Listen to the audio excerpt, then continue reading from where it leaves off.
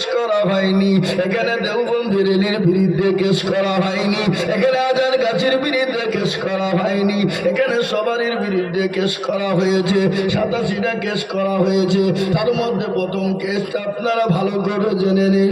ভারতবর্ষের জমিনে বলা হয়েছে, হাইকোর্ট বলেছে, আপনার পাটনার হাইকোর্ট বলেছে, বিহারের হাইকোর্ট বলেছে, আসামের হাইকোর্ট বলেছে, মহারাষ্ট্রের হাইকোর্ট বলেছে, গুজরাটের হাইকোর্ট বলেছে যে ভারতবর্ষে যতগুলো মাদ্রাসা আছে সমস্ত মাদ্রাসা বন্ধ করে দিতে হবে, এতে সরকারি হোক এতে বেসরকারি হোক।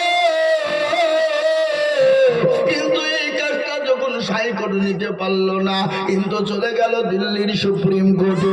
দিল্লির সুপ্রিম কোর্টের যিনি আপনার জজ ছিলেন, যিনি জাজমেন্ট ছিলেন, তিনি বললেন শোনো, গোটা ভারতবর্ষ নয়, গোটা পৃথিবীর জমিনে যত মাদ্রাসা আছে সমস্ত মাদ্রাসা হলো বৈধ, এত সরকারি হোক এত বেসরকারি হোক,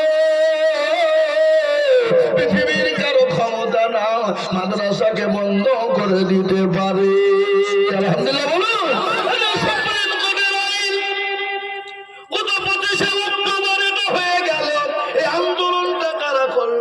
থেকে হলো আজকে আমরা গ্রামে এসে দেওবন্দি বেরেলি ফরাজি নিয়ে মারামারি করি, আমরা নিজেদের ভিতরে লড়াই করি, কিন্তু আজকে মাদ্রাসাকে এই যে লড়াই করলো কারা?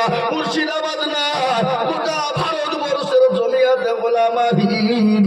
আপনার একটা অরাজনৈতিক দল আছে বাবা, অরাজনৈতিক দল লড়াই করার পরে সুপ্রিম কোর্টের আইনকে বাধ্যতামূলক, সুপ্রিম কোর্টের জাজমেন্ট বলেছে ভারতের কোনো মাদ্রাসা বন্ধ করার ক্ষমতা কারো নাই। আচ্ছা বলেন, আজকে কেশবপুরওয়ালাদেরকে বলি, কেশবপুরওয়ালাদেরকে বলি, আপনারা যে মাদ্রাসা করেছেন কোনদিন আপনারা ইসলামপুর থানার বড় বাবু প্রশাসনকে গিয়ে বলেছেন সাহেব আপনি তো আমাদের ইসলামপুর থানার ভারপ্রাপ্ত অফিসার, আপনার তো বড় দাম, আপনার বড় নাম, আপনার টাকা বেশি, আপনি থানার ওসি, এলাকার আপনি দায়িত্বে আছেন, আজকে কেশবপুর পাড়ার ছেলেরা খেতে পাইনি, দুটো চালের ব্যবস্থা করে দেন বলেছেন। কথা বলেন না কেন?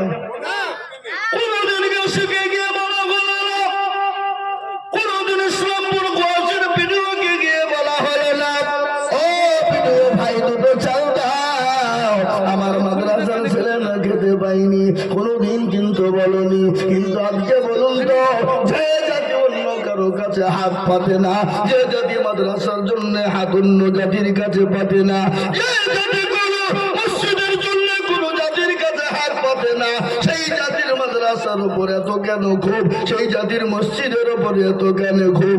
আজকে তারা চাইছে বাবা মাদ্রাসা উঠিয়ে দেব, কোরআনকে উঠিয়ে দেব, মসজিদকে বন্ধ করে দেব, মুসলমানদেরকে শেষ করে দেব, কিন্তু না রে বাবা, না পারবে না। কেন বলুন তো? আমাদের হাতে পরমাণু নেই, আমাদের হাতে ক্ষমতা নেই, আমাদের হাতে লাঠি নেই, আমাদের হাতে কলম নেই, কিন্তু আমাদের পাশে একজন আছেন যিনি, তিনি হলেন আমার আল্লাহ।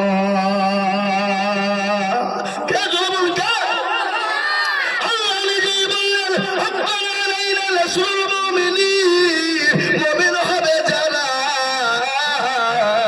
মুমিনদের দায়িত্ব নেবেন আমার আল্লাহ, মুমিনদের দায়িত্ব নেবেন আমার আল্লাহ। আজ আমি আপনাদেরকে বলবো বাবা, ও মুসলমান গো, করে শুনেলে আমি আপনাদেরকে শুনিয়ে দিই। ফেরাউন চেয়েছিল, পারেনি, এবং ফেরাউন তো দুনিয়ার জমিনে নিজেকে খোদাই মনে করেছিল, করে নাই?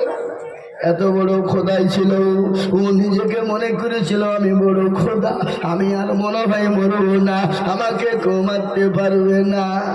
আহা, নমরুদ বলেছিল আমাকে কেউ পারবে না, নমরুদ বলেছিল আমাকে কেউ পারবে না।